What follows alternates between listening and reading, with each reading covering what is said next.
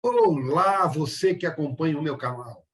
Antes da nossa entrevista de hoje, eu quero primeiro te agradecer por estar sempre aqui acompanhando o TV Saudade Entrevista. Agora, se você gostar do nosso trabalho, se você gostar da nossa entrevista, dá um like, faça um comentário, compartilhe as nossas entrevistas, faça perguntas, sim que é possível, eu vou responder. Se souber, eu respondo na hora, se não souber, eu vou buscar a resposta para te dar. E também se inscreva, porque se inscrevendo, você ajuda o canal a crescer, você ajuda a trazer melhor conteúdo para você e mais. Você recebe automaticamente a mensagem, a informação do novo conteúdo que acaba de chegar. Então, curte aí. Vamos agora à nossa próxima entrevista.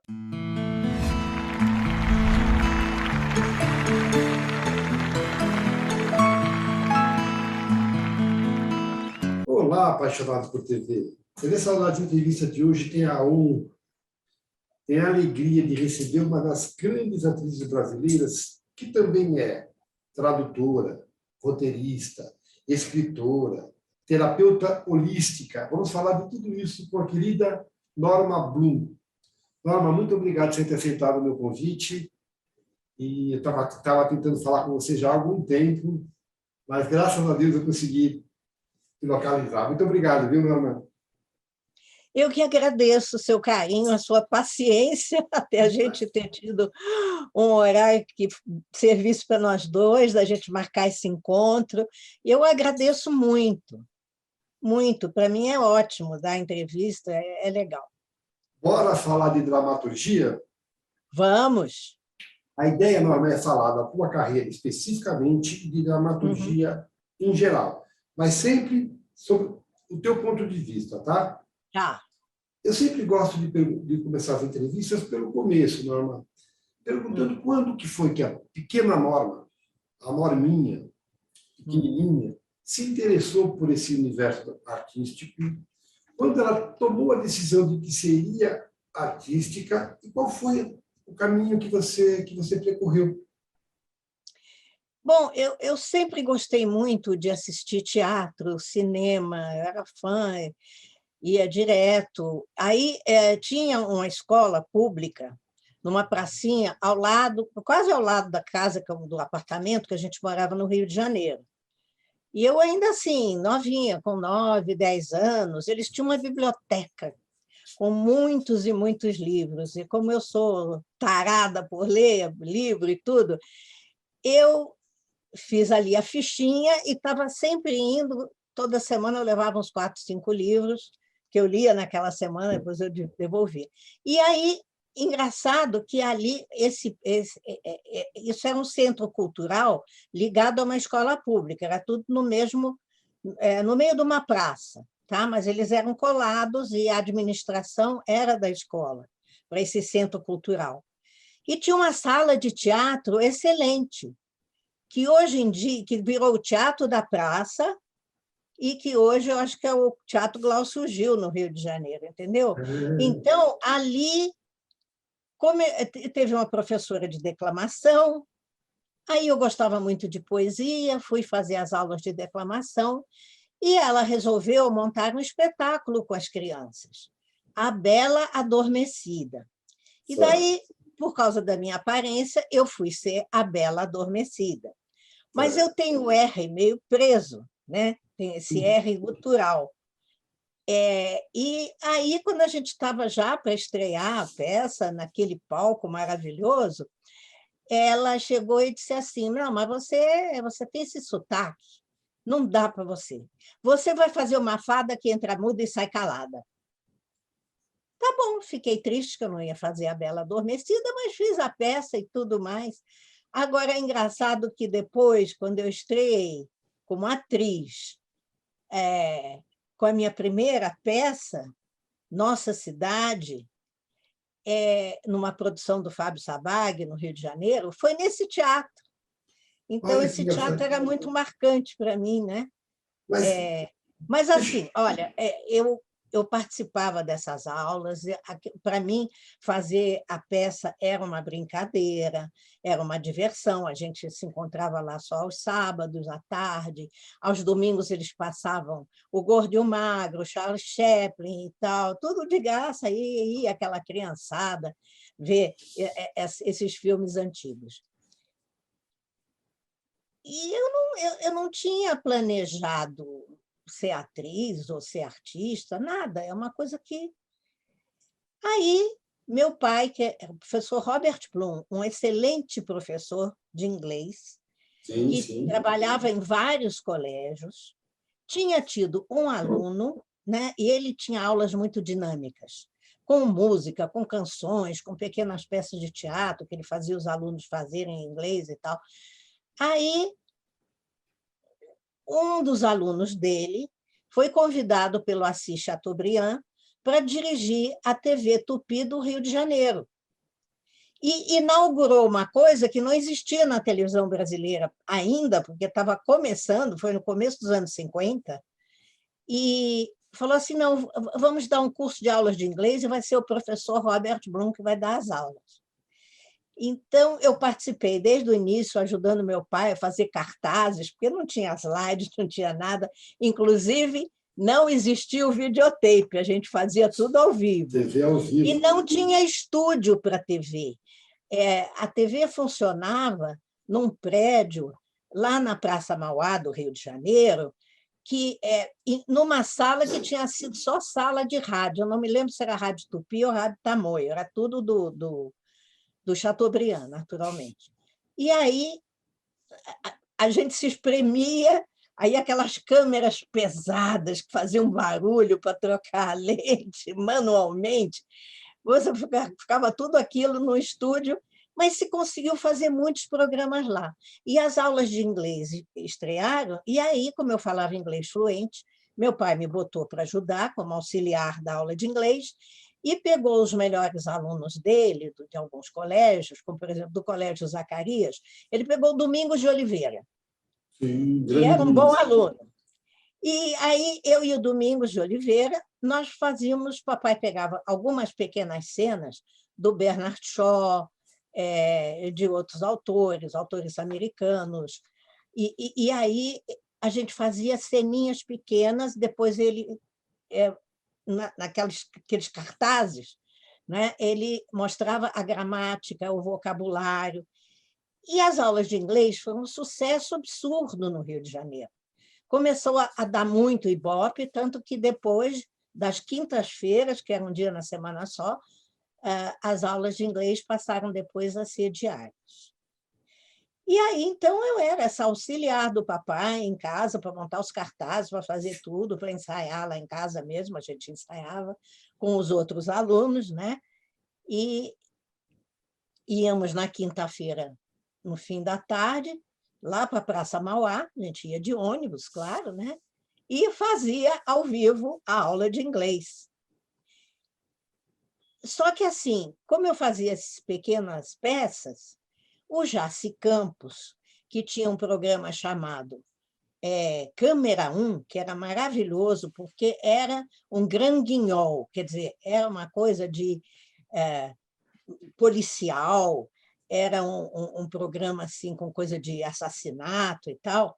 Ele conseguia fazer isso com uma câmera só, que tinha um câmera fortão e muito bom câmera, que botava a câmera aqui no ombro, e o Jaci, a coisa era escrita de uma forma que o Jaci explicava assim, agora o cenário é esse e acontece alguma coisa. Ele fazia a ligação das cenas. E poucos atores trabalhavam, porque não cabia tudo numa câmera só. Mas o programa também era um grande sucesso. E ele me viu fazendo lá as ceninhas em inglês e tal. Aí me chamou e falou, você tem talento. Eu vou fazer a peça Nossa Cidade. Olha que foi minha estreia em TV profissional e acabou depois sendo, alguns anos depois, a minha estreia em teatro. No papel da protagonista, Emily. Isso. Então, no Câmera 1, nós conseguimos fazer essa peça em 3 atos, o Nossa Cidade, ao vivo, e foi minha estreia como atriz profissional ganhando cachê.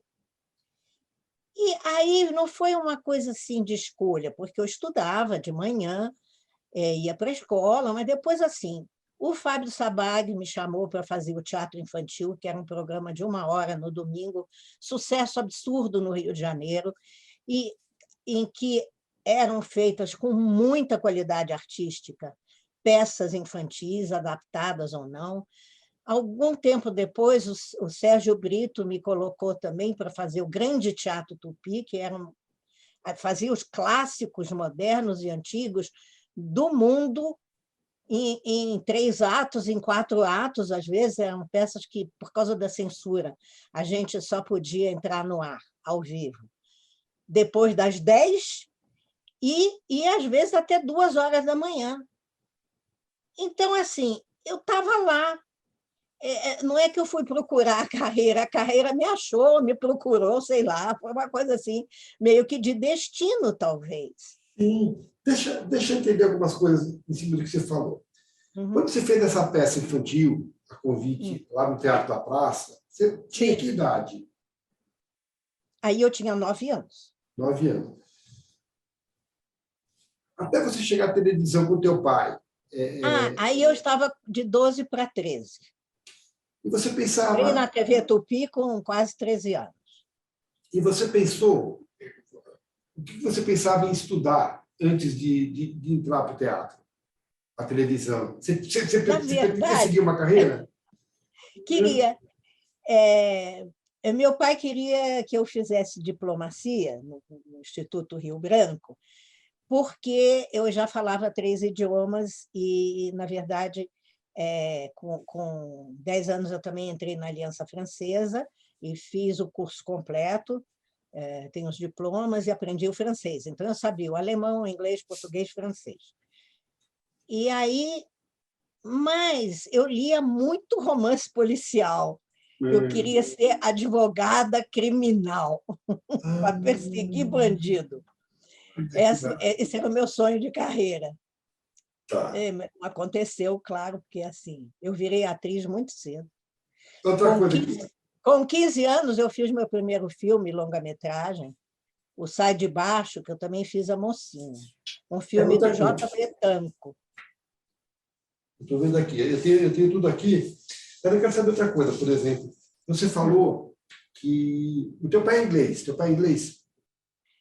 Papai era nascido na Áustria, Tá. mas ele chegou a estudar também na Inglaterra, e ele era professor na Áustria, mas aí em 1936 a coisa lá estava com desemprego, inflação, o nazismo querendo tomar conta, e um tio do papai tinha vindo em 22 para o Brasil, ele era um grande gráfico, e tinha montado a gráfica, a primeira gráfica a cor, com trabalhos excepcionais, e essa gráfica era na Lapa. E esse tio, quando ele soube que meu pai e minha mãe estavam desempregados, ele falou: olha, venham para o Brasil, eu hospedo vocês durante um tempo, vê se você aqui abre alguma oportunidade. Quando eles vieram, meu pai ficou encantado com o Rio de Janeiro. Meu pai ficou, até a morte dele, era deslumbrado com o Rio. As montanhas, as praias, ele era muito aventureiro. Subi com ele, ainda criança, todas as montanhas da Floresta da Tijuca, a Pedra da Gávea eu escalei com 9 anos, com corrente, com tudo. Então, meu pai, porque ele era alpinista na Áustria, entendeu? Então, ele trouxe isso e foi maravilhoso, porque na época a gente podia entrar na selva sem problema nenhum, né? E ele levava os alunos, papai fazia um trabalho maravilhoso, ele levava os alunos do científico e agora mudou toda a denominação, do fundamental, acho que era do ensino médio e do que na época chamava científico, né? Que eram os 3 últimos anos.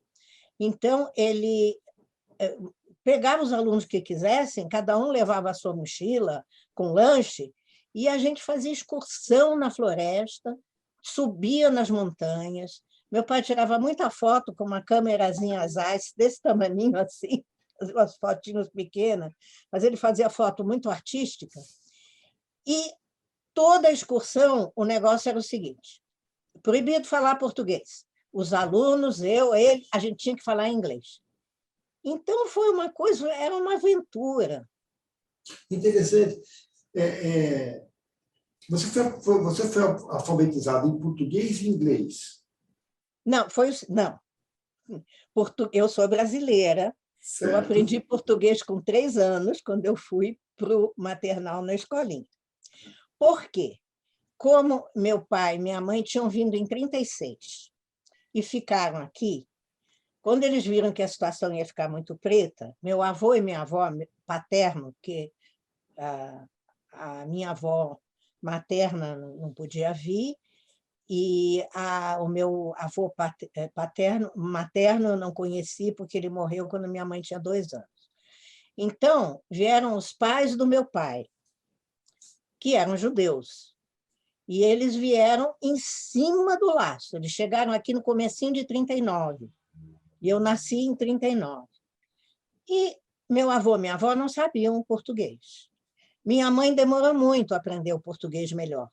Então, minha mãe, meu avô, minha avó falavam comigo em alemão. E meu pai, desde o início, abençoado seja, falava comigo em inglês. Então, eu fui criada bilíngue. Quando eu cheguei na escolinha, eu tive que aprender português no susto. Então, aí, pequena, eu já era trilíngue. E depois, com 10 anos, eu já estava falando francês. Hoje você fala com fluência 4 idiomas. Sim. Italiano e espanhol, não. Não, eu fui estudar um pouco de italiano, eu amo italiano, mas depois, por causa de situações de vida, eu não consegui seguir as aulas. Eu entendo tudo, e espanhol também entendo tudo, mas de vez em quando eu não tenho a prática de falar. Uma grande bagagem cultural. Mas eu quero voltar ao teu relato inicial e perguntar algumas coisas. Você falou que um aluno do seu pai foi chamado para ser diretor da TV Tupi. Sim. Ele chegou a fazer... Almeida Castro, eu só sei o sobrenome dele. Almeida Castro. É isso que eu queria saber. Ele fez carreira dentro da Tupi? Fez, ele ficou lá há muitos anos, no começo da TV Tupi. Até quando a gente mudou para os estúdios da Urca, né? Primeiro, a gente ali não tinha estúdio, era uma coisa de um estúdio de rádio improvisadíssimo, e ele fazia até... Lá eles faziam, às quartas-feiras, uma peça policial. Conseguiam fazer naquele estúdio apertado, entendeu? Então, fez muita coisa. Mas, claro, que quando a gente foi para o cassino da Urca, foi um luxo, porque eram estúdios grandes, tinha também um palco que tinham shows, e muita coisa bonita a gente fez na TV Tupi. Sabe o que é interessante? Interessante que você é de uma geração de artistas que, em geral, nessa época, os pais tinham preconceito contra o artista. Você não enfrentou isso? Talvez pela origem europeia dos seus pais? Você foi incentivada. Meu pai e minha mãe minha mãe era professora de arte. Ela acabou depois trabalhando também na escolinha onde eu fiz o maternal e concluí até o ginásio. Eles tinham uma outra mentalidade. E depois eu comecei com o meu pai, naquele ambiente, e todo mundo respeitava muito ele, em consequência, me respeitava muito. E ele viu que não era aquele bicho de 7 cabeças, né? A carreira artística. Eu acho que ele tinha um pouco de orgulho do que a filha estava fazendo também. Então, não, de família eu não tive nenhuma restrição. E eles chegaram a ver você brilhar na carreira? Sim. Você perguntou se eles chegaram a ver que eu... Te vi em teatro, te vi em TV. Ah, sim, claro. Já atriz consagrada, já atriz famosa, vendo da tua arte. Sim, sim. Tinha orgulho, então. Também. Então, deixa eu ver. A coisa começou meio que por acaso, como no teatro. Para mim era uma farra, era uma brincadeira, veja. Mas a profissionalização veio através da TV. Veio através da TV. Você disse que gostava muito de ouvir rádio, Novelas de rádio, provavelmente, você ouvia. E programa humorístico. Aí, depois, menina, no início da televisão, a televisão usou muito artistas de rádio, artistas de circo e artistas de cinema.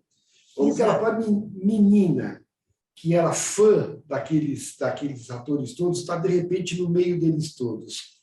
Qual foi o impacto para você, Norma? Nenhum. Nenhum? Nenhum, não teve impacto. Quer dizer, eu não assistia televisão. Depois, assim, a gente começou a ver televisão, mas a gente não tinha muito tempo, né? Mas, assim, sabe o que é? Uma coisa que acontece naturalmente, sem estresse, assim. Eu ia lá, gostava de fazer, fazia, me dava bem com todos os colegas, todo mundo meio que paparicava a menininha, né? Os atores e tudo, mas eu nunca tive uma coisa dessa coisa do fã, que eu não tive tempo de desenvolver isso, talvez, em criança e bem na adolescência muito cedo. Então, para mim, eram pessoas. Pessoas, eu lidava com as pessoas. E era um respeito mútuo, claro, e é uma coisa que... E eu fazia uma coisa que eu gostava muito. Eu acho que, assim, quando eu já fui lá para o teatrinho, tentar ser a Bela Adormecida, é porque eu já gostava de teatro infantil, eu já gostava de cinema. Meu pai me levava toda semana no Metro e no Roxy, e a gente assistia os grandes filmes. Na época só vinha filme americano, a gente assistia os grandes filmes americanos que vinham e assistia as comédias brasileiras, que tinham, na década de 50, foi um boom, né? Do Oscarito, do Grande Otelo, das grandes comédias brasileiras e tal. Então, era uma coisa assim que eu não sei te explicar por que que... Não, eu nunca criei essa coisa do monstro sagrado. Então, mas aí a advogada criminalista foi naturalmente esquecida e a atriz foi naturalmente desenvolvida e sem trauma nenhum. Você nunca se arrependeu de não ter feito direito, de não ter feito criminalismo? Não, porque eu acho que eu ia sofrer muito. Principalmente com as leis frouxas que a gente tem hoje em dia. Olha, eu ia ficar muito estressada se eu tivesse seguido essa carreira. E naquela foi época... mais um deslumbramento, porque também eu lia fanaticamente os livros de crime. Quer dizer, eu gostava dessa coisa do desvendar quem era o culpado, né? Então, eu, provavelmente, aí sim, eu acho que eu tinha uma ideia da advocacia criminal muito, assim, exacerbada, muito, sabe? Mas a realidade é bem outra. Interessante é Mas que a televisão não, a televisão e o teatro, que logo depois eu fiz teatrinho e já fiz um filme aos 14, 15 anos, né? Eu acho que ele estreou o Sai de Baixo quando eu tinha 15, mas eu gravei um pouco antes, né? E aí, sabe, foi muito natural, não teve trauma, foi uma coisa que fluiu, aconteceu. o interessante é que você foi viver uma carreira em que você pôde vivenciar essa coisa do desvendar crime. Você deve ter feito muita novela, muita coisa que tinha essa coisa de crime, de mistério, viveu isso, né? Fazíamos na TV Tupi, tinha toda quarta-feira, eu fiz alguns episódios, não era nem seriado, não era episódio, eram teleteatros fechados em si mesmo, né? Agatha Christie e tal, a gente fazia na TV Tupi. Assim, deu para vivenciar, né? De toda maneira. Deu para vivenciar, de outra forma, mas deu, né? Deixa eu te falar uma coisa. Você falou que o primeiro filme foi Sai de Baixo, quando você fez a Judite. Sim. Mas aqui, quando eu fui estudar teu currículo, o negócio foi assim como anterior. Errado? O que foi anterior? O negócio foi assim. O negócio foi assim, eu não fiz. Onde aparece isso? Eu estudei no teu currículo, aparece em todos os lugares. Antes ainda do Sai de Baixo. Não, o Sai de Baixo foi quando me descobriram para o cinema. Foi o meu primeiro filme. Então, vamos lá. A partir Talvez de... isso fosse algum programa de TV que eu fiz, um teleteatro. Tá. Deve ser. A mesma coisa na televisão. Você falou que você fez a aula de inglês com o teu pai e depois Sim. você foi fazer Pequena Sereia. Mas antes aqui aparece também 2 programas como apresentadora, Bailes de Carnaval e Noite de Gala. Isso também foi paralelo. A gente fazia muita coisa na Tupi, o elenco era pequeno. E eu fiz muito Noite de Gala, porque vinha quase toda semana, não, todo mês, vinha um grande cantor ou cantora do exterior. Aí, como eu falava idiomas, era eu que entrevistava. Eu ia entrevistar na língua, ou em francês, ou em inglês, enfim.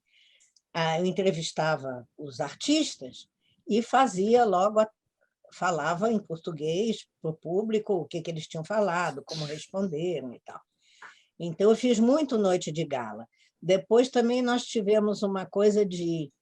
O Paulo Padilha, Roberto de Cleto e eu, nós fizemos o Noite de Gala, uma coisa dirigida pelo Sabag também, que a gente fazia um jogral. Olha que interessante. 3, e nós fazíamos... Roberto de os 3. Cleto? Roberto de Cleto, Paulo Padilha e eu. Fazíamos esse jogral falando poemas e tal. No meio do show, o Noite de Gala era um show, tinha a Virginia Lane, que fez muito sucesso, uma vedete, as vedetes, todos os cantores brasileiros importantes da época, muito cantor estrangeiro.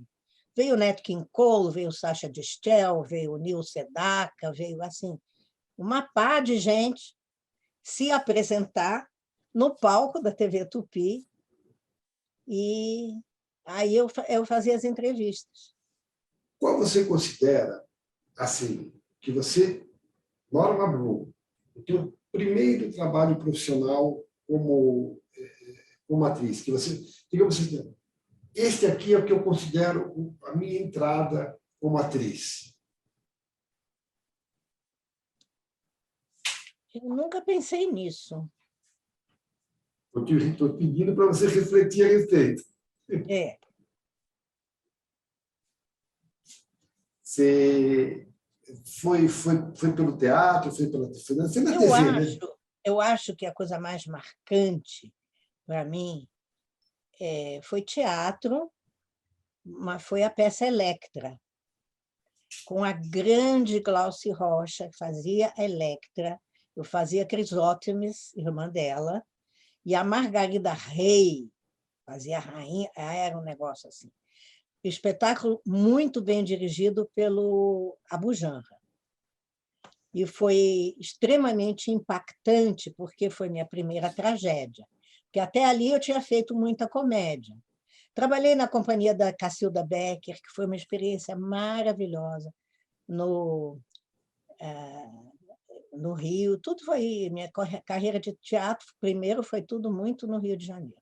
Sabe uma coisa que está me chamando a atenção? Você sabe de cor, pelo menos até as coisas que você citou aqui, o nome dos personagens. Nossa, e são tantos trabalhos. Você lembra de todos os personagens, os nomes deles? Não, acho que não. Porque você falou... Não, tem algumas heroínas de novela que eu já não lembro mais direito qual era o nome do personagem. Sim, quando era uma coisa menos marcante também, né? Eu não tenho condição de lembrar os nomes dos personagens que eu fiz no Grande Teatro Tupi, do Sérgio Brito, sim, são... e da Fernanda Montenegro, porque foi tanta coisa que a gente fez. Eu tenho tudo aqui. Depois eu trabalhei com Maurício Sherman aos sábados. Era assim, foi uma escola para mim a TV Tupi, uma escola. Porque como tinha poucos adolescentes trabalhando lá, o que acontecia? Sobrava muito papel para mim. Eu e o Cláudio Cavalcante, logo no começo da TV Tupi, tinha jovem menino, tinha jovem menina, era a gente que fazia. Então, a gente fazia os dramas, as comédias profundas, tudo do Grande Teatro Tupi. A gente fazia as comédias, direção do Maurício Sherman, aos sábados, que chamava Teatro de Comédia. A gente fazia o teatro infantil, esse eu fazia, porque eu era a princesa, eu era a rainha, eu era o anjinho, eu era a menina. Assim, trabalhava quase todos os domingos, tinha papel para mim. Teatro de vanguarda você fez também? Fiz, mas pouca coisa, porque era em São Paulo e eu fiz mais coisas assim, TV nessa de época vanguarda, toda. né? TV de vanguarda e TV de comédia, né? Não, era TV de comédia, não chamava. Como é que era? O programa do Sherman chamava teatro de. Não era teatro também. TV de comédia e TV de vanguarda. Era teatro na TV, mas chamava TV de comédia. Nossa, aqui tem Teatrinho Troll, tem Grande Teatro, tem Teleteatro. Foi mudando o nome, mas é um sem número de trabalhos, né? Era assim, tinha semanas que eu e o Cláudio Cavalcante, a gente fazia 4 programas ao vivo. Graças a Deus, eu tinha uma memória de elefante, porque eu lia o roteiro uma vez, decorava o meu papel, assim, de bater o olho, uma memória fotográfica. Quando a gente só tinha um ensaio entre os atores, em que o diretor marcava as nossas posições e o movimento, ensaio de marcação. E aí tinha o diretor de câmera, quer dizer, o diretor de imagem, assistindo para ver qual seria a movimentação. Depois a gente se maquiava, se vestia, fazia uma última passada, quando dava tempo, com as câmeras. Agora, acontece que na primeira marcação com os outros atores, eu guardava de ouvido a fala deles. Olha, foram inúmeras vezes que eu tive que salvar a colega, que dava o branco, que esquecia o texto, e aí eu inventava uma frase, uma coisa, com a palavra-chave deles, que eu não podia falar o texto do outro, não faria sentido, entendeu? Mas aí eu fazia uma pergunta com uma palavra-chave e tal, e a pessoa lembrava e engatava, né? Porque eu tinha uma memória infernal. E foi ótimo isso, porque fazia uns 4 programas por semana. Por que você disse tinha? Tua memória hoje para decorar não é mais a mesma? Não, eu tenho uma boa memória para decorar, mas eu acho que não é mais, porque também agora não estou praticando. A memória teatral, a memória... assim, tem alguns anos que eu não estou fazendo novela, que eu não fiz novela, não me chamaram mais. Mas, não, eu continuo com uma memória boa, mas eu acho que realmente naquela época e também é assim, porque era tudo uma adrenalina, né? Você entrar ao vivo é uma coisa maravilhosa, porque é como se você fizesse, veja bem, sem os ensaios que o teatro tem, sem um aprofundamento, a televisão ao vivo era fazer 4 estreias numa semana. Ou toda vez você estava fazendo uma estreia. E como foi? Como foi quando chegou o videotape? Deu um alívio ou deu um certo medo? Foi horrível no começo. Foi horrível, porque veio um equipamento para a TV Tupi. O Sabag quase enlouqueceu. Eu estava fazendo uma novela com ele, que eu já nem lembro o nome dessa, está vendo? Não lembro tudo. E a gente fazia uma novela e que, assim, a gente tinha que gravar blocos de meia hora. Se houvesse um erro de câmera, de luz ou de algum ator, aos 29 minutos, apagava tudo, não tinha edição. Veio o videotape, mas não tinha como editar. Ia de começo, da capa, vamos fazer de novo. Todo mundo xingava muito. Foi o começo. Claro que depois o videotape nos ajudou no sentido de podermos ter mais cenas com cenários externos e tudo. Aí a qualidade, né, ficou mais rica. Mas no começo foi um sofrimento. Agora diz uma Isso coisa. demorou aqui 1 ano, 2. Quando eu fui trabalhar já na TV Record, já tinha edição. Quando eu fui para a Globo, já tinha. Eu passei esse perrengue na Tupi. Agora diz uma coisa. Acho que começar jovem, você falou que tudo era meio que uma brincadeira, séria, mas brincadeira, não deve ter tido muito impacto, por exemplo, a diferença de linguagem da televisão para o cinema, para o teatro. Continua sendo tudo uma brincadeira ou deu para sentir de cara que eram coisas muito diferentes? Não, são linguagens muito diferentes, mas não vou dizer que é uma brincadeira, porque mesmo na época que eu estava novinha começando, e aquilo talvez eu usei mal a palavra, era um prazer muito grande. Até hoje é. Eu amo, amo, amo interpretar, amo fazer. E qualquer das linguagens. Eu gostaria de ter tido mais oportunidade de fazer cinema, porque eu gosto muito da linguagem do cinema. Legal, Muito, né? gosto muito. Mas, assim, eu acho que o teatro é fundamental para qualquer ator. E por que o teatro é fundamental? Porque cada dia você está apresentando para o público. Isso principalmente na época que o teatro estava bombando no Brasil, né? Que tinha uma procura muito grande e peças muito boas. E a gente fazia as temporadas, a gente fazia 9 sessões por semana. Só folgava a segunda-feira. Na quinta tinha matinê à noite, no sábado tinha matinê à noite e domingo tinha matinê à noite. Então, quinta, sábado, domingo, 2 sessões. Terça, quarta, sexta, 1 sessão. Então, a gente vivia para isso, né? E casas lotadas sempre, né? Casas lotadíssimas, que voltava a gente da porta. Foi uma época, ainda bem que eu vivi esse tempo, que eu vivi essa época.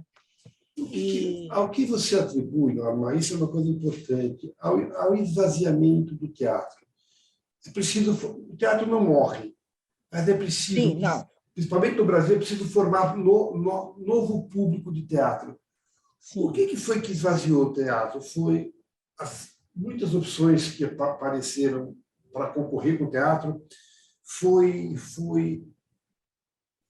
a educação, de uma maneira geral, que piorou a qualidade, os textos, os atores que querem, novos atores que querem fazer sucesso e pensam em televisão. O que você acha de tudo isso junto? Por que houve esse esvaziamento do teatro?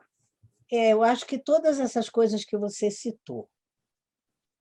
Houve um enfraquecimento nas últimas décadas, um enfraquecimento muito grande da cultura, da busca pela cultura. Você vê que quanta gente se forma na universidade, não sabe escrever, não sabe ler um texto, interpretar. As pessoas não leem mais, tá? Há uma preguiça mental muito grande. O teatro passou a custar muito caro, porque o aluguel das salas é muito alto, a iluminação. Então, começaram também a fazer muita peça de apelação, né? Assim, para gastar pouco, mas para, sei lá, não Trazer sei. público Foi fácil. uma coisa que foi vindo, foi vindo. Eu acho que, em parte, são os temas dos espetáculos. Grande parte é o empobrecimento cultural do público. E todo mundo quer tudo muito fácil. Né? Essas gerações de celular, quer dizer, eu acho que não é só a geração dos 2 anos em diante, que criança já está pegando celular, o que eu acho um absurdo, nunca vai aprender a ler. Ela vai jogar joguinho no computador, no celular, né? Quando é que uma criança dessa vai pegar um livro? Quando é que ela vai ler? Quando é que ela vai entender um texto? Na escola não vai ser, porque também empobreceu demais o estudo. Isso também tem um reflexo, porque quem vai assistir, por exemplo, uma peça de Shakespeare, uma peça de Racine, uma peça de Sófocles, né? Cujo texto é mais pesado, é mais difícil.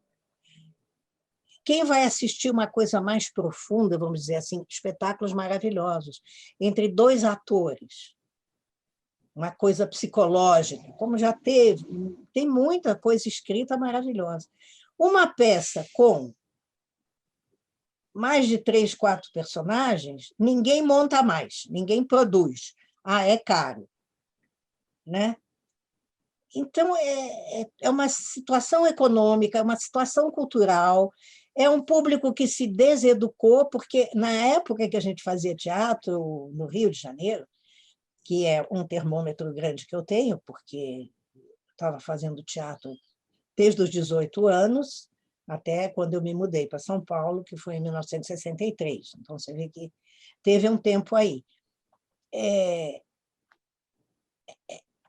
Era um luxo ir ao teatro, para o público, sabe? As mulheres se arrumavam todas, o cara botava um terno, era um ritual. Nós vamos assistir uma peça de teatro. E, geralmente, era coisa de qualidade. O brasileiro, olha, o Brasil é tão rico em artistas, em atores, atrizes maravilhosas. Então, você tinha uma qualidade também de interpretação, de presença, de capricho na montagem. E o público achava que ele ficava deslumbrado, era uma coisa casas cheias. E aí é uma coisa que a gente não consegue pensar um motivo só para ter ficado do jeito que está. O teatro continua sendo transformador, o teatro continua sendo salvador, né? Mas o teatro tem salvação? Tudo tem salvação e tudo muda. Né? Eu acho que, né, a gente vê essas ondulações acontecer em todas as áreas da vida. Né? De repente, uma coisa está lá em cima, da outra hora está embaixo, está desvalorizada. E começou a se valorizar muito a coisa, vamos dizer assim, da Globo, né? O que eu falo assim, a Vênus platinada. E o celular, logo depois, algum tempo depois, é recente, mas essa coisa o que pegou agora na sociedade é eu tenho que estar bem no Facebook, eu tenho que ter não sei quantos seguidores, eu tenho que não sei o quê, não importa a bobagem ou a merda que eu estou fazendo. Desculpe a palavra, mas tem que falar isso mesmo, entendeu? E aí você não tem coisa com substância, com delicadeza, para você assistir. O que sobra para a gente? Ver filme. Os filmes antigos, né? Os que você consegue resgatar, os grandes filmes dos grandes diretores, tanto brasileiros quanto estrangeiros, ver filmes, ver alguns seriados que são muito bem feitos, mas o charme, mas o teatro não morreu, não vai morrer nunca. E por que eu acho que é fundamental o ator fazer muito teatro? Porque, por exemplo, você pega um personagem, você ensaia durante algumas vezes, atualmente se ensaia menos, mas mesmo você tendo alguns ensaios, você aprofundou, você se apropriou desse personagem, por mais difícil que seja. Na hora que você faz para o público, é uma coisa mágica, porque você começa a ver tantos outros, você começa a sentir dentro de você outros matizes dos personagens. Uma coisa muito diferente. Quer dizer, o que é isso? Porque você está jogando com outro ator, com outra atriz, com alguns atores e tal. aparecem coisas do seu inconsciente que você nem sabia que estava lá, não sabia que estavam lá. Então, isso é uma riqueza.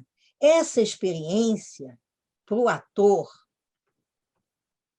para descer as trevas do seu personagem e de si mesmo, é muito importante. Esse é o grande treinamento do grande ator. A televisão te dá agilidade, destreza e assim oportunidade de você também mostrar muitos trabalhos diferentes. Você fazer vários tipos de personagens. Mas, assim, é uma coisa industrial. Então, é rapidez, tem que saber o texto, não sei o quê, chega lá, ensaia pouco, mas é uma coisa deliciosa de se fazer também. Embora muitas vezes você trabalhe 12 horas, 15 horas, 14 horas para gravar naquele dia só. Aí, no dia seguinte, já tem que estar lá às 6 da manhã. Mas tudo bem, tudo é treino. Eu entendo que tudo... Aliás, em qualquer profissão, toda experiência é válida. Você pode dizer assim, eu fiz tal trabalho, não foi tão bom. Tá, mas e aí? O que você aprendeu com isso? Né? Você disse algumas coisas aí que... Mas eu fiz Malhação 2 anos na Globo. E, de repente, vinha uma camada de jovens, que a gente trabalhava muito com jovens, ainda mais que eu fiz uma professora. E a Malhação é feita por jovens e dirigida aos jovens. Então, eu sabia exatamente, um jovem que estava estreando, uma jovem que estava estreando, eu sabia quem ia seguir carreira e quem não ia. Porque muitos estavam só deslumbrados. Muitos queriam apenas seguidores. Muitos queriam apenas ser chamados para ganhar cachê, para ir numa festa, para não sei o quê. Os responsáveis, os que eu via... Porque quando eu te falei que era para mim uma brincadeira, só que eu era responsabilíssima no trabalho. Eu não chegava atrasada, até hoje. Não atraso. Eu não deixo ninguém esperando. Eu chego com texto na ponta da língua. Eu faço tudo sem reclamar, entendeu? E eu via que tinha alguns desses jovens, estão lá até hoje, já fizeram protagonistas, tanto moças quanto rapazes. Mas, na Malhação, quando eles estavam lá, eu sabia exatamente quem vai seguir carreira. Você reconhecia o quem resto estava lá. passa. O resto é de uma superficialidade que, na verdade... Agora, o teatro não te permite isso. O teatro vai exigir de você que você trabalhe com a alma. Eu tenho uma sorte muito grande, porque eu trabalho com a alma na televisão e no cinema, mas não é todo mundo. Então, mas no teatro, meu amigo, se você sobe num palco com o público ali, pode ter 5 pessoas ou 500. Se você não está com a sua alma funcionando ali, não funciona.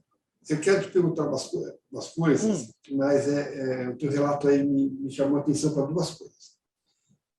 Você viveu o auge da censura, quando a censura retalhou muitas coisas.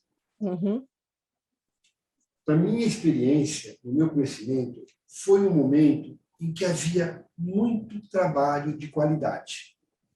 Muito. Não defendendo a censura como terapia, sei lá, mas se a censura trouxe alguma coisa de bom, foi isso? Não, sabe o que acontecia? É que as pessoas tinham que ser muito inteligentes, os diretores, os autores e os atores, porque a gente tinha que driblar meio que a coisa, entendeu? Então, passar nas entrelinhas as intenções. Eu vivi pessoalmente uma coisa muito engraçada. Quando a gente estava fazendo Electra de Sófocles, estava acontecendo uma coisa, e aí o elenco todo era muito politizado, muito de esquerda, e aí resolveram fazer um manifesto para ler para o público antes do espetáculo. E cada dia, um dos atores ou das atrizes lia aquele texto. Era um texto curto, antes de começar. Bom, não tinha nada a ver com teatro, mas tudo bem, a época era essa, entendeu? Era aquele fervilhamento intelectual e político, era uma coisa até que dava um ânimo para fazer as coisas. Aí, de repente, a gente não sabe, numa das apresentações do Electra, a Isolda Cresta, que trabalhava no coro, né? Ela era uma das atrizes da peça, o que aconteceu? Ela que leu. Aí, no dia seguinte, veio o DOPS, Departamento de Ordem Política e Social do Rio de Janeiro, e vasculhou o teatro e levou a Isolda presa. E aí, eu que era muito metida, a guerreira, saí dali, fui a todos os teatros, convoquei todo mundo para a gente ir para a rua do DOPS, lá no centro da cidade, para a gente fazer uma manifestação assim viva, para a gente dizer que todo o elenco... E eu tinha um amigo que tinha um Fusquinha, então ele me deu carona, eu fui de teatro em teatro, fui no Fiorentina, que era o restaurante lá, em que os artistas se reuniam, no Gigeto, eram os dois restaurantes. Não, o Gigeto é em São Paulo, era um outro lá. Bom, enfim. Aí a gente... Bom, eu sei que juntou uma patota de madrugada na porta do DOPS. E aí o resto do elenco também, um por um, foi convidado. E quando eu cheguei, o meu interrogatório foi o seguinte: você vai entregar o aparelho do Sófocles. Aparelho é onde o pessoal, né, da guerrilha, onde ele se escondia. O aparelho era o endereço. Ele queria o endereço do Sófocles.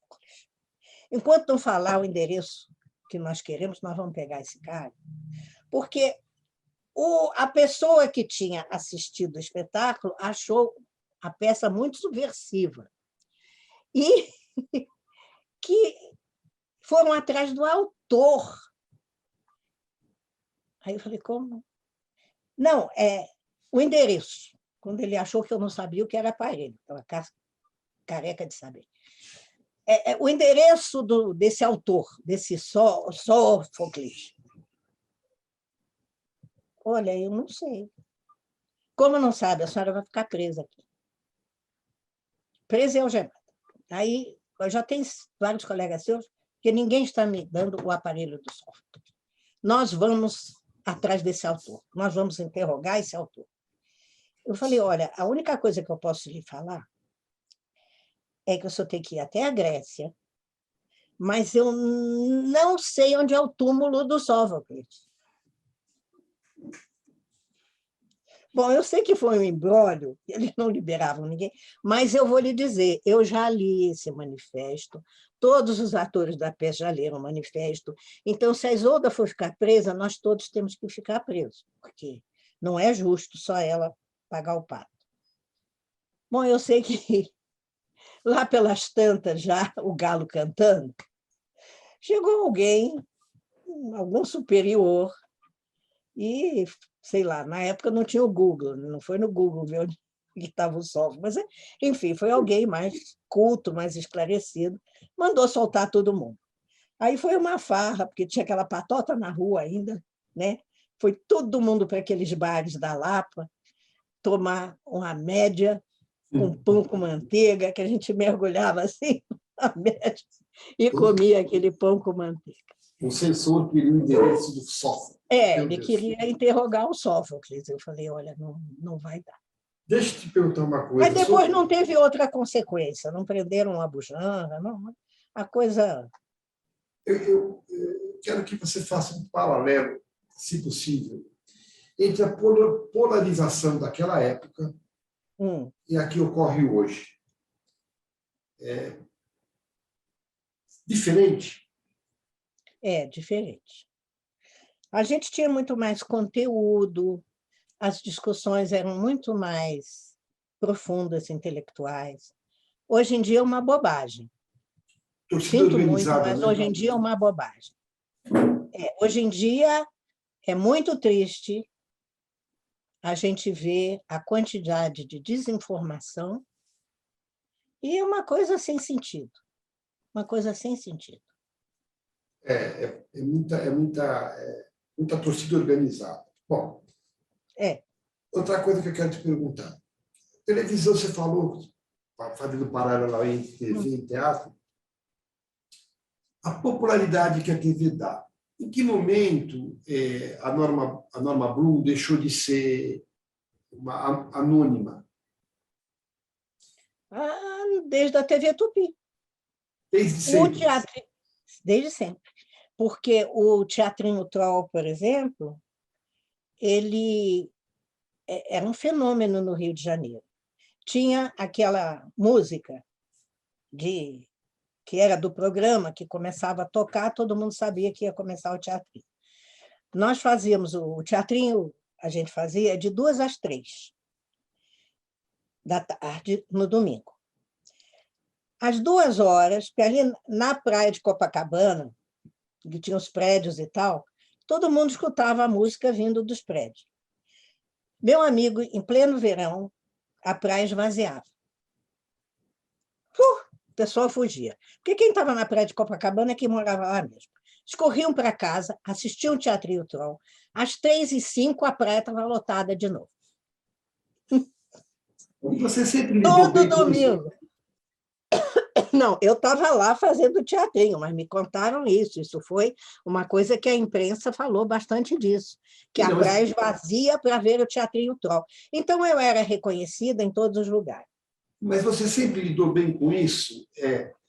Sempre houve aquele fã mais invasivo, sempre houve aquele fã mais chato, aquele fã mais insistente. Hoje, com essas mídias sociais, a invasão ainda é maior.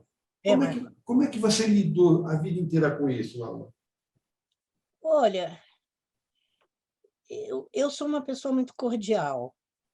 E eu tive uma educação muito austríaca, britânica, pelos meus pais, pelos meus avós. Eu jamais tratei mal uma pessoa. Por mais, talvez, agressiva ou invasiva que a pessoa viesse, eu nunca perdi a paciência. Uma coisa assim, achava que eram os ossos do ofício. Então, eu nunca me importei com isso. Agora, eu queria mencionar outro fenômeno, que era do Grande Teatro Tupi. E esse você vai achar mais interessante. Eu fazia a feira de terça-feira, adoro fazer feira. Adoro. Então, eu fazia a feira às terças-feiras, que era perto da minha casa. E o Grande Teatro Tupi ia ao ar na noite e na madrugada de segunda, ao vivo.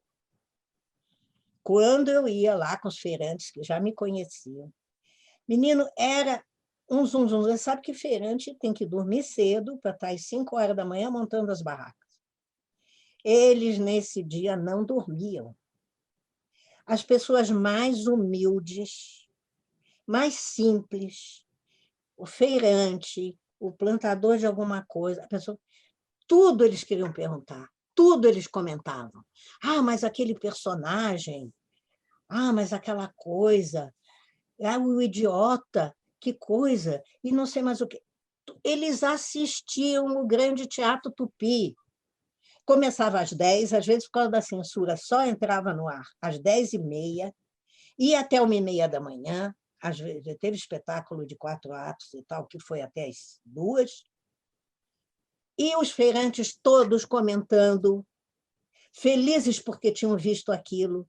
Então, depois que começou a cair a qualidade das coisas na TV, por aí, não, mas o público não entende.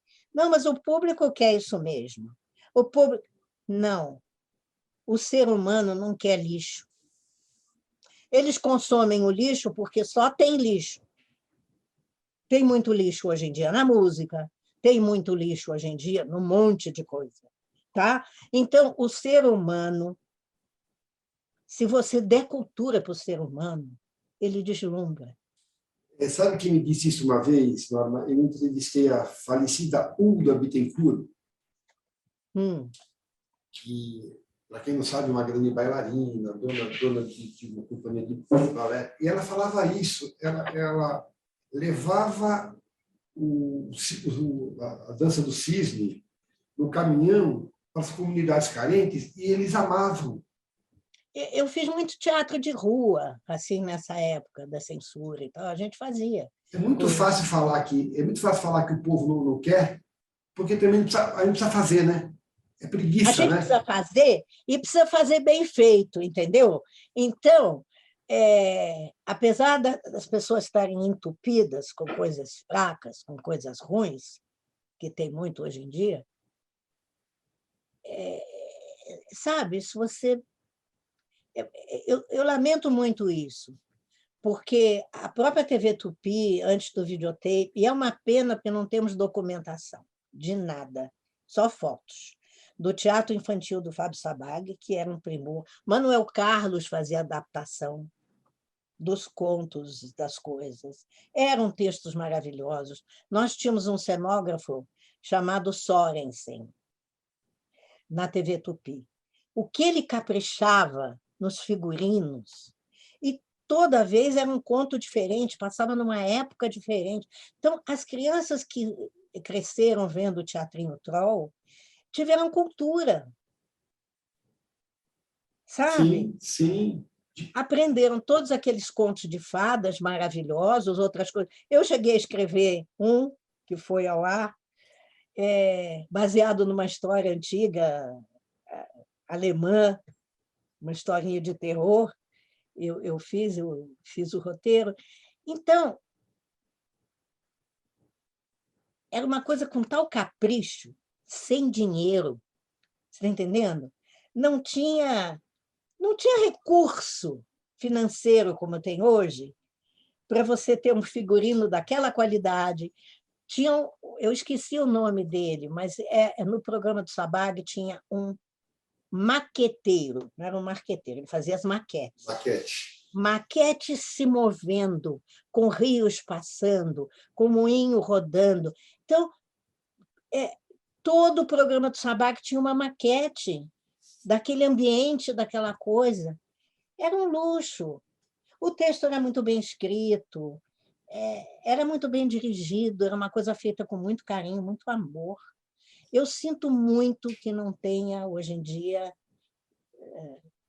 assim, espetáculos de teatro, como alguns que eu fiz, Mesmo textos de novela... que também caiu muito, né? Evoluiu em alguma coisa, pode-se falar de coisas que antigamente não podia, mas a abordagem é diferente. Eu vou voltar para a atriz daqui a pouquinho, se você me permite, mas eu quero falar um pouco da autora e da terapeuta. Mas antes eu quero te fazer uma pergunta pessoal, que é uma curiosidade minha.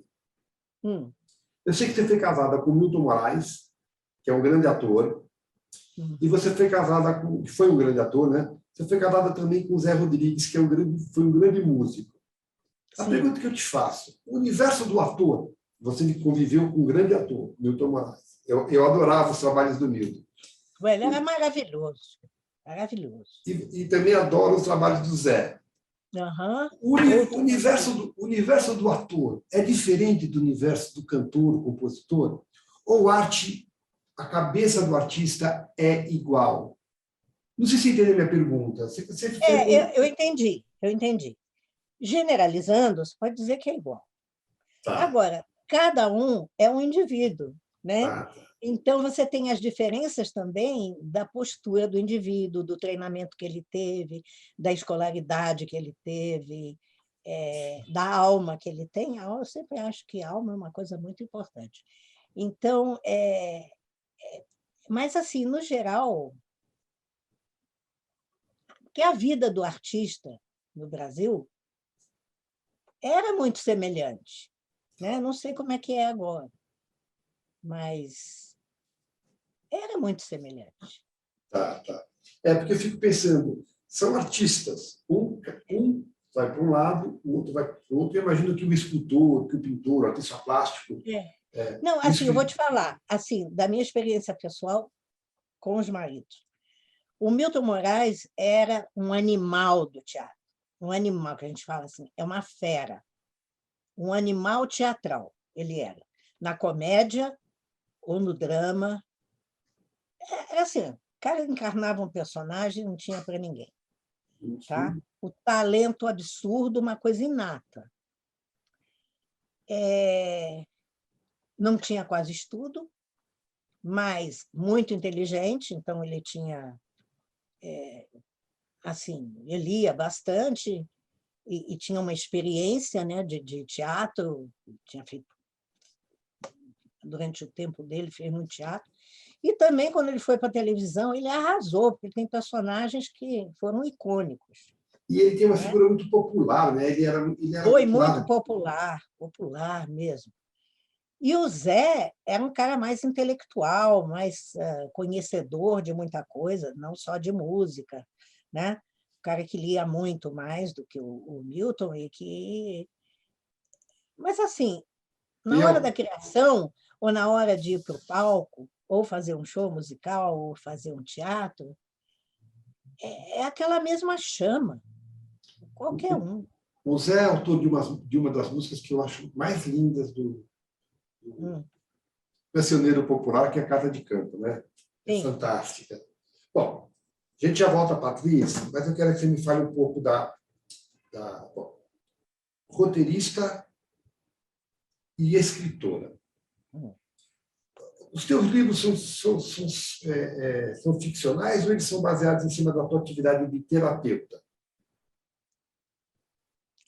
Aí eu diria que são as duas coisas, porque, por exemplo, o Dragãozinho Sonhador. Você tem os livros aí para mostrar para a Tem, gente, né, Manu? tem. O Dragãozinho Sonhador é uma trilogia, breve, o número 2 vai ser publicado. E a história desse, como nasceu esse livro, é muito interessante. Porque teve um tempo em que eu, aqui em São Paulo já, nos anos, acho que no final dos anos 80, eu morava nas Perdizes, tá? E eu estava sem trabalho. Sem trabalho. A gente tem esses altos e baixos, né, na carreira. Então, eu estava sem trabalho no teatro, na TV, não estava fazendo assim nada. E não sei como, através acho que não lembro mais qual foi a ponte, mas eu fui conhecer uma senhora que tinha ali nas Perdizes uma clínica para crianças excepcionais, de diversas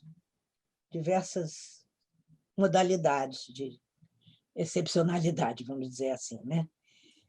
E ela falou assim: olha, eu estou precisando de uma monitora, ou uma contadora de histórias. Eu sempre contei muita história, ou inventada, ou histórias para os meus filhos. Né? A gente tem até. Eu inventei um fantasma catablum. Né? Era num castelo na Inglaterra e tal, enfim, sempre fantasiei muito e inventava muita história. Aí eu falei, ela falou assim, você pode de tarde vir e fazer alguma coisa com as crianças? Eu estou sem ter recreação para eles. Eu falei, claro, vai ser um prazer. E fui, e foi maravilhoso, porque tinha autista, tinha um menino que ele era hiperativo, assim, e tinha muita gente com Down. E esse menino hiperativo, que ele era impossível, ninguém conseguia pegar a atenção dele. Uma vez eu conheci lá, por acaso, os pais com os dois irmãos mais velhos. E os dois irmãos mais velhos eram os xodós dos pais, assim, então ele se sentia o patinho feio, né? Tinha ali um problema familiar. Aí eu pensei assim, o que eu vou fazer com essas crianças? Eu começava a contar algumas histórias. Aí me veio a ideia de fazer, de contar uma história de um dragão. Mas um dragão que era bonzinho. Só que ele tinha 2 irmãos terríveis.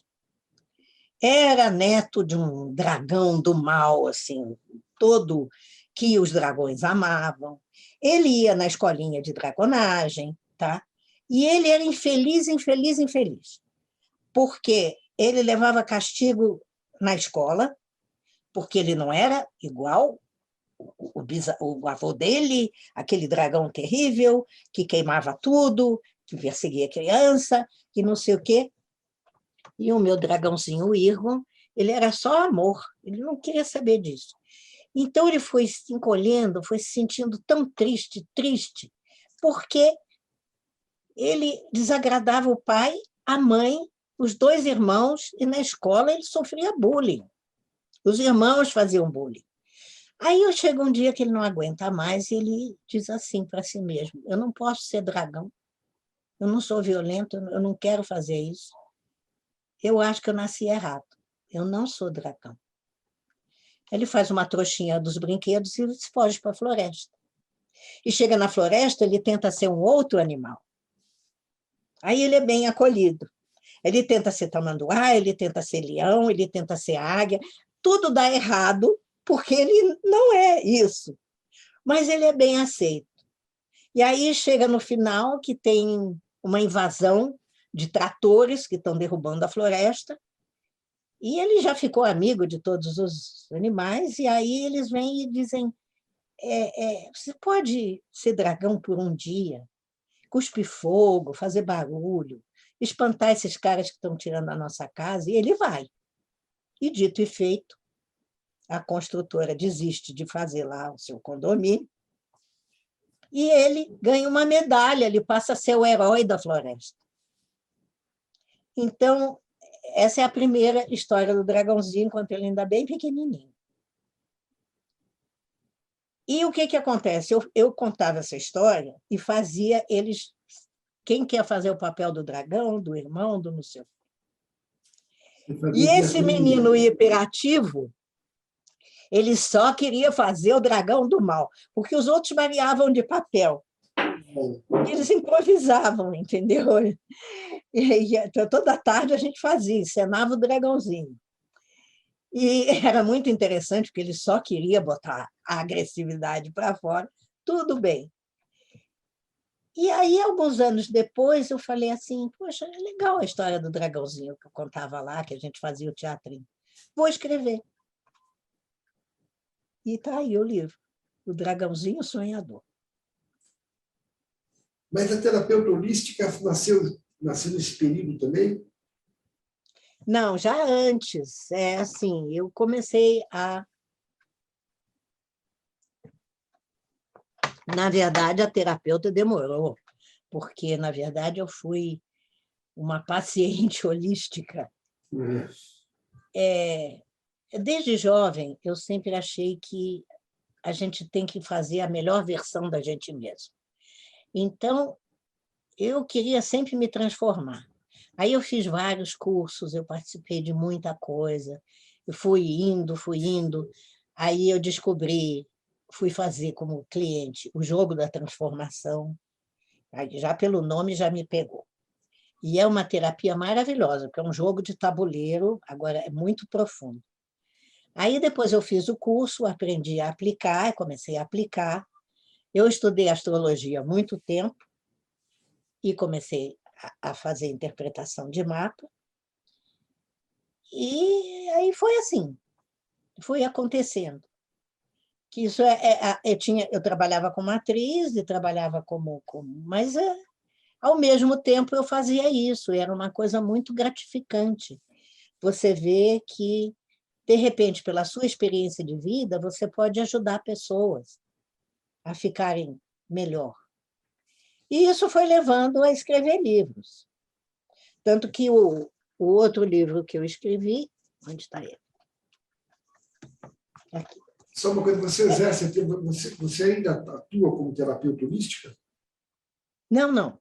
No momento, não. Tá. Por causa da pandemia, né? Tá. Detesto fazer as coisas. Live, eu gosto da presença humana. Então, eu não Também. dou mais palestra. Eu fazia muita palestra sobre amor incondicional e perdão. Eu escrevia, enfim, eu fazia mapa astral, mas principalmente eu trabalhava com o jogo da transformação. Felizmente, São felizmente sessões. a pandemia está no fim, dizem, né? Tomara que seja mesmo. Eu não entendi o que você falou. Felizmente, a pandemia parece estar no fim. Dizem Ah, que está, parece que né? está no fim. Tá no fim. Então, o outro livrinho que eu escrevi é um livro de bolso, Energia Positiva, que são afirmações. Então, você abre o livro e lê uma afirmação, tem uma mensagem, tem uma frase que você pode falar. E esse aqui teve muito Essa, sucesso. essas afirmações todas que estão aí são afirmações que você criou. Sim, Ah, sim. você não compilou nada. Você... Em cima de situações de vida. É Tá. isso. Quantos Tá? livros você tem, Norma? Quê? Quantos Quantos filhos? livros? Livros. Livros? 7. São filhos também, né? São filhos, dão trabalho. Você gosta do exercício de escrever? Adoro, adoro. E você já fez texto para TV, para teatro? Eu já fiz.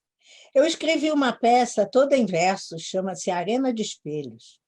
Nunca Você pôde não... ser montada, é Arena de Espelhos. É uma peça medieval, escrevi o texto, ele veio em versos, é uma peça com muitos personagens, por isso que não pôde ser montada, porque também é para ser um musical. Mas ainda não fizemos as músicas, não sou eu que vou fazer, que não sou músico. Mas ela era muito interessante. É sobre um reino onde o rei e os ministros eram todos muito corruptos, né? A leitora voraz, ela criou a escritora, né? Criou, com certeza, com certeza. Teria fôlego para escrever uma novela? Teria. Gostaria de escrever uma novela? Não sozinha, mas eu gostaria. Eu escrevi um seriado com a minha filha, assim, a filha que mora comigo, a Mariana. A gente tem intenção de escrever mais seriados quer dizer, ainda não conseguimos colocar isso, É tá? difícil, né? Mas é. E eu fiz uma peça de teatro com uma amiga minha chamada Sheila Gomes, que a gente riu muito, assim, o que Arena de Espelhos já teve uma leitura dramática num projeto chamado Cena 10, de novos autores. Mas é uma peça com 14 personagens. Você imagina quando isso vai poder ser montado. Mas foi assim, foi levada no Teatro Augusta, com atores fazendo os papéis, mas uma leitura.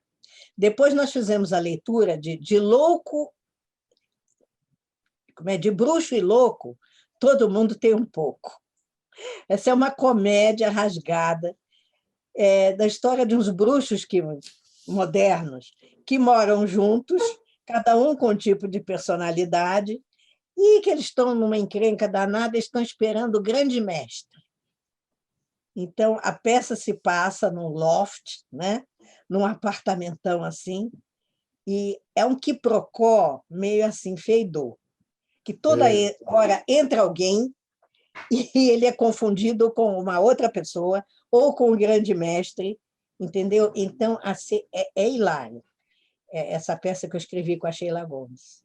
E uma brincadeira que eu quero te propor. Eu, como produtor, chegasse para mulher Norma e perguntasse assim, que norma que eu contrato? Eu contrato a norma atriz, eu contrato a norma apresentadora, eu contrato a norma produtora, a norma diretora, a norma escritora, ou a norma roteirista? Qual norma que você me indicaria para contratar? Eu acho que depende do que você quer, mas assim, poderia contratar qualquer uma delas. Mas qual aquela atividade que você acha que você domina melhor, domina mais? Eu domino, acho que... Difícil de dizer. Eu acho que a atriz, a roteirista e a escritora. Aí eu vou te mostrar o meu último livro, o mais recente, O Ovo de Cristal. Ele é escrito para jovens dos 11 aos 90 anos. É uma saga de transformação em que entra a mitologia, entra a cabala, entra um monte de coisa assim.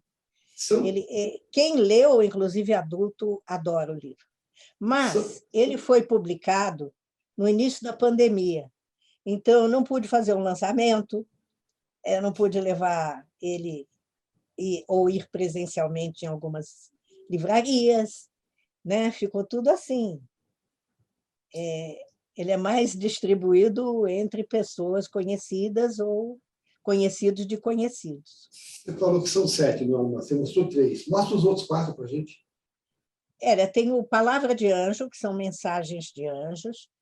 Tem a minha autobiografia, que saiu na Biblioteca Oficial do Estado de São Paulo. Norma Bloom, Muitas Vidas. Esse aquele projeto que São Paulo tinha, né, de biografias de atores, de músicos, de diretores e tal. E aí eu escrevi a minha autobiografia. E temos ainda o Exorcize Sua Bruxa Madrinha, que foi meu primeiro livro. Esse é com exercícios de neurolinguística. Exorcize Sua Bruxa Madrinha. Foi o primeiro. Depois veio Palavra de Anjo, Energia Positiva, a autobiografia, o Dragãozinho e o Ovo de Cristal, e espero que esse ano consiga sair o segundo livro do Dragãozinho. A gente está acabando, mas tem algumas coisas que eu queria te perguntar, e eu preciso te perguntar. Você gosta de se ver? Em novela? Novela, cinema? Muito, muito. Você se olha com os olhos da generosidade ou com os olhos da severidade?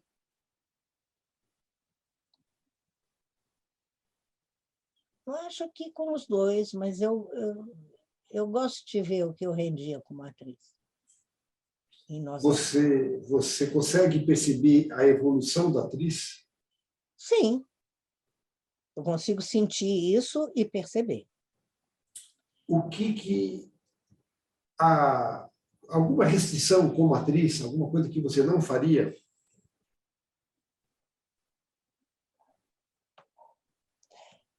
Eu acho que aos 80 anos eu não faria mais um nude. Só. Mas você já fez? Não.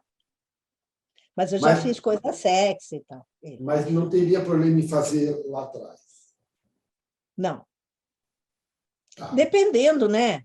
Não se fosse porcaria, se fosse uma coisa bem feita. Eu vou te falar uma coisa. Eu vi uma das coisas mais lindas que eu vi no teatro. Foi uma nudez frontal da Glória Menezes, numa peça em que ela morria, já passada dos 70 anos. Sim. Ela era uma doente terminal. Não sei se você viu essa peça. Não, ela era não uma vi. doente terminal que, quando ela faz a passagem, uma das coisas mais lindas depende de como é tratado.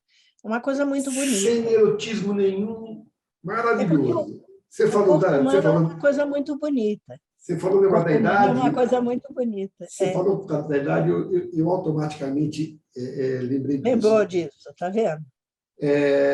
O que é mais difícil, Norma? Fazer aquele personagem mais distante de você, completamente diferente de você, ou aquele que traz dores que você sentiu, aquele que mexe com suas emoções, com tua história? Eu acho que o mais desafiador é você fazer um personagem que você acha que não tem nada a ver com você. Mas veja bem, o Jung não disse isso, mas se eu fosse o Jung, eu diria. A alma humana é uma caixinha de surpresas, tá? E aí acontece o seguinte, por exemplo, o personagem talvez mais desafiador que eu fiz foi a Frau Herta em Ciranda de Pedra. Então, espere um momento, senhorita Virgínia, porque a menina vai falar diretamente com seu pai. Frau Herta, por favor. Oh, meu Deus, eu não queria ir amanhã. Mas por que mais desafiadora? Primeiro que, bom, eu amo fazer vilã. Infelizmente, fiz poucas. Porque com a minha carinha, que tal, e assim, um jeitinho suave, teria sido muito bom se eu fizesse coisas policiais, né, tramas policiais, em que ninguém ia adivinhar que aquela mulher era assassina serial, por exemplo, porque, né, com modo suave, bonitinha e tal. Mas isso aí não aconteceu. Só que, assim, a Frau Herta, ela era uma vilã brava. Para mim, a maior dificuldade é porque ela era fã do Hitler. Veja bem, eu tenho uma família que foi perseguida pelo nazismo, uma família que teve que fugir, tá? Então, o Hitler, para mim, é um bicho-papão. Aí, e eu tinha que fazer com verdade, porque eu faço tudo com muita verdade. E o desafio é que essa personagem, até o fim, ela maltrata a heroína da história, que foi feita pela Lucélia Santos, né? Então, a menina a Virgínia sofria na minha mão, porque eu era governanta da casa, e eu só gostava das duas meninas mais velhas. Então, eu fiquei assim, pesquisando como é que eu vou humanizar essa mulher. Porque eu queria fazer, realmente eu fiz uma vilã que todo mundo tinha medo e comentou, mas eu descobri uma coisa nela. Primeiro que eu sabia que ela tinha uma razão para detestar a caçula, porque ela era apaixonada pelo dono da casa, pelo pai das meninas, das três meninas. Foi Rubem de Falco, né? Não, não, Adriano Reis. Adriano Reis. Adriano Reis. Aí o Adriano Reis, ele era o pai das três meninas. Só que a caçula e a governanta, que era a Frau Herta, sabia, era uma filha bastarda. Era a filha de uma relação fora do casamento da mulher dele, já divorciada, mas que era feita pela Eva Vilma. Maravilhosa. E então, ela tinha, como ela era apaixonadíssima pelo patrão, ela tinha essa raiva, porque o patrão levou um chifre, e do chifre aquela consequência era aquela menininha insuportável, entendeu? Então, assim, para o personagem havia uma justificação. Mas o que eu fiz? Eu nunca quis fazer um personagem ruim, que é só ruim, ou um personagem bom, que é só bom. Eu acho que a pessoa humana tem muitos matizes. Então, o que eu fiz? Ela tinha um ponto fraco, que era essa paixão pelo patrão, que não estava nem no texto, mas nas cenas eu fazia. Tá? E aí teve uma coisa muito engraçada, porque tinha lá um mago na TV Globo, que a gente chamava ele de bruxo, que fazia uma contabilização do sucesso que cada personagem estava fazendo, onde, não sei o quê. E uma vez ele me confessou, ele falou, olha, eu ainda morava no Rio. O seu personagem bomba em São Paulo.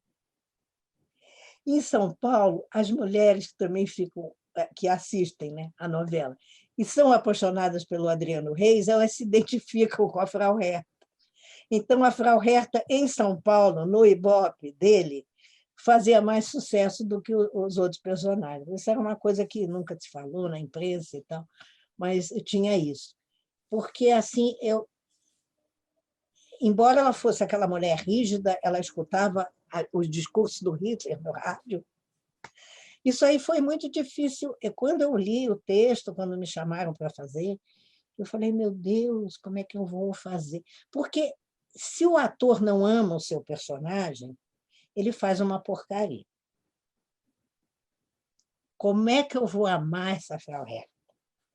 Então, isto foi um trabalho psicológico, duro, profundo, mas foi o maior desafio que eu encontrei na minha vida. Apesar de ter feito personagem de tragédia, personagem disso, daquilo, comédia, mas a Frau Herta foi um osso duro de roer, só que... Você falou dos teus livros. Os personagens são como filhos também? Não, os personagens são como eu. Como é que foi para você, por exemplo, ver a Ana Beatriz Nogueira, que é fantástica atriz, fazer a Frau Herta? Deu ciúmes? Deu... Não da atriz, do Não, personagem. não, foi uma outra versão da Frau Herta. Não, eu não tenho ciúmes, não. Não? Assim, de colega, não. Tem umas coisas assim que, às vezes, eu digo, oh, como eu gostaria de ter feito esse papel, entendeu? Mas eu entendi que a minha Frau Herta era de uma outra época de gravação, porque, por exemplo, ela não fez o sotaque, ela não falava coisas em alemão, mas não desmereceu o personagem dela, ela fez maravilhosamente. E eu gosto muito de trabalhar com a Ana Maria, porque a gente se dá muito bem. Ela é ótima, eu gosto muito Ela é dela. muito... E Gostaria muito, é excelente colega. Não, não tive nada disso. gostaria muito de poder entrevistá-la. Eu tinha muita coisa Ó, para te... é o seguinte, eu vou te falar uma coisa minha da Norma Blum. Eu procuro não complicar a vida. E eu aceito as coisas como elas são, e as pessoas como elas são. Não é que eu vou gostar de todo mundo, não gosto. Não é que eu não tenha críticas internas de algumas pessoas, ou principalmente de atitudes. Mas é como eu te falei assim da TV Tupi, conhecer aqueles monstros sagrados, não eram monstros sagrados para mim, eram gente. Aí tinha gente que eu gostava mais, gente que eu gostava um pouco menos, mas não.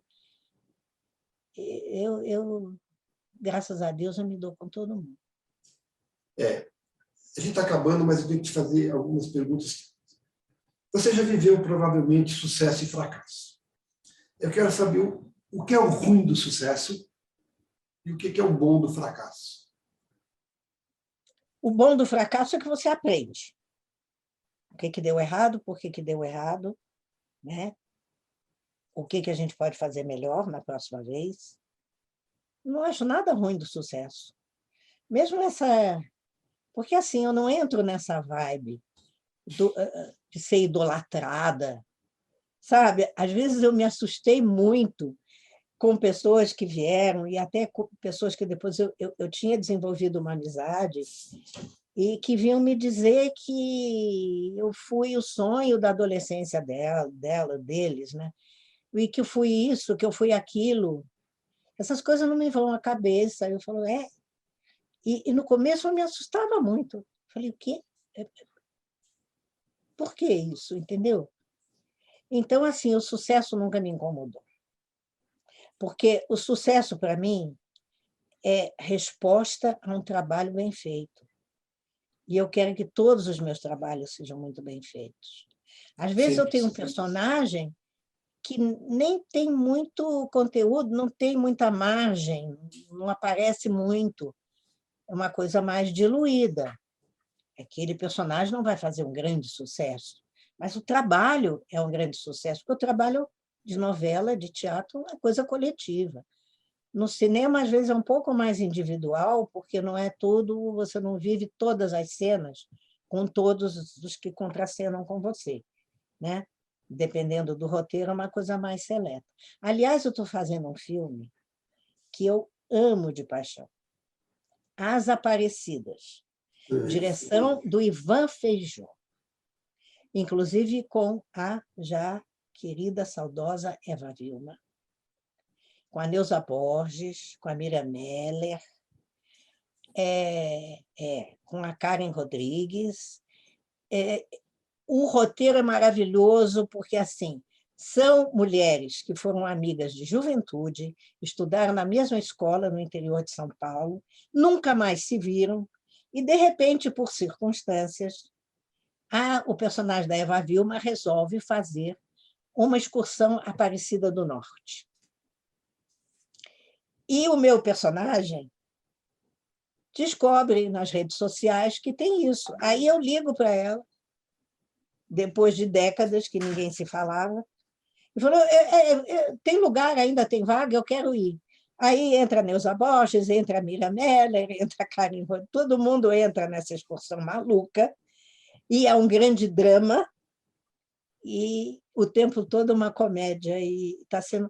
Infelizmente, falta gravar uma cena para mim, porque, por causa da pandemia e pela idade do elenco, foi suspensa a filmagem, né?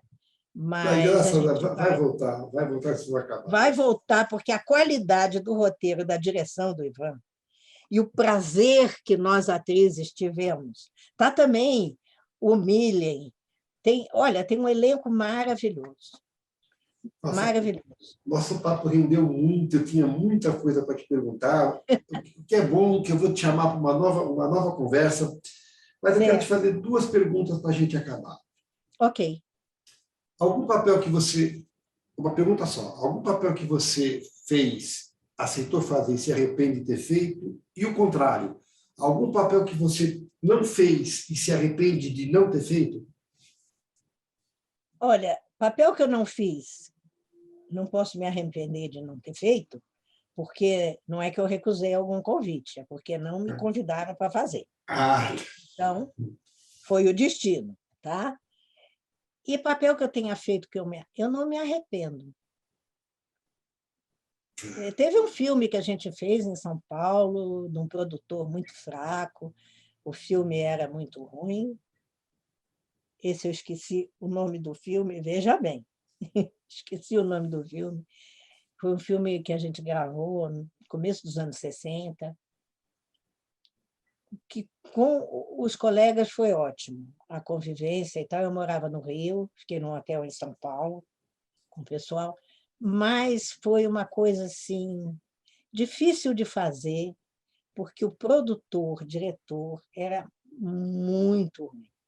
Muito ruim, então foi uma coisa que... Foi um trabalho que não foi feliz. E eu posso falar só uma coisinha? Claro.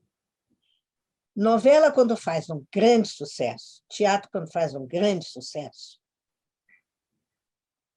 eu vou dar a forma. É porque todo mundo veste a camisa e as pessoas amam fazer. Eu fiz algumas novelas em que o elenco brigava entre si, em que tinha ciumeira, em que os diretores e o diretor auxiliar discutiam demais. E foi uma novela que teve um sucesso mediano. Mas não é a mesma coisa de uma senhora... Eu, uma mulher traída. E o senhor, um homem vendido. De uma Vejo a Lua no Céu.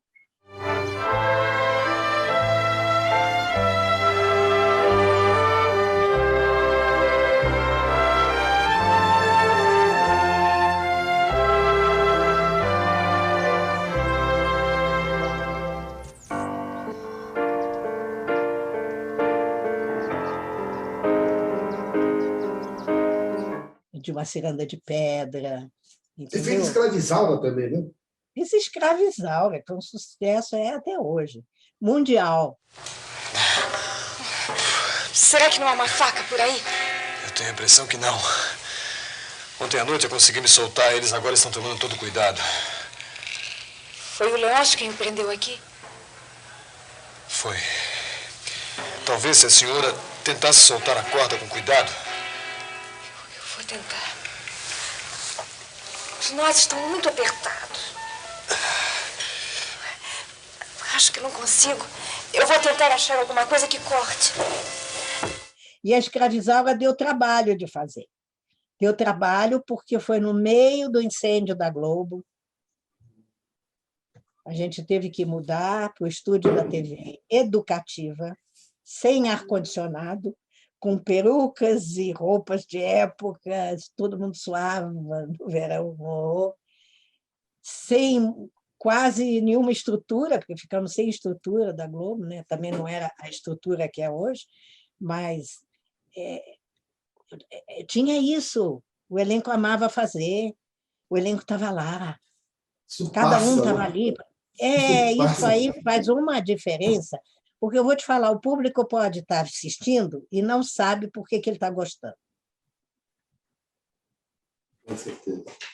Mas Pra gente- existe uma energia de uma egrégora. Com certeza, com certeza. Para a gente acabar, infelizmente, que eu falei, eu tinha muita coisa para te perguntar, mas fiz uma conta rápida, são aproximadamente 70 anos de carreira, Uhum. sei lá quantos personagens, talvez 2 centenas, não sei. Não tem como saber. Porque, como eu fiz tanta coisa na TV Tupi e não tem registro disso, Então, eu quero saber o seguinte, o que essas 200 vidas que você viveu acrescentaram à sua vida? Você seria uma pessoa diferente, não tivesse sido atriz, tivesse sido advogada criminalista, por exemplo, como você sonhava ser? Você seria outra talvez pessoa eu hoje? fosse, sim, talvez eu fosse uma pessoa chata, como se diz em inglês, boring, que eu talvez só tivesse um assunto. Mentira, não, porque eu leio muito, eu teria outros assuntos. Mas, assim, eu acho que eu não teria essa vivência, né, que o teatro, a televisão, a carreira de artista dá para a gente, essa possibilidade de você experimentar muitas facetas da sua personalidade, de você experimentar muitas situações de vida. Então, o trabalho do artista é uma coisa muito rica.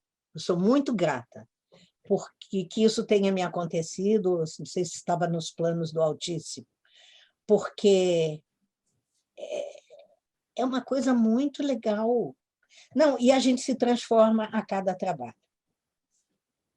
Eu me transformo a cada livro que eu escrevo, eu me transformo a cada trabalho que eu faço. É como eu falo assim, as camadas vão se acrescentando ou se diluindo, mas eu sempre fui muito focada nisso, me transformar numa pessoa melhor. Eu devo entender, então, que a atriz fez a mulher um pouco mais feliz.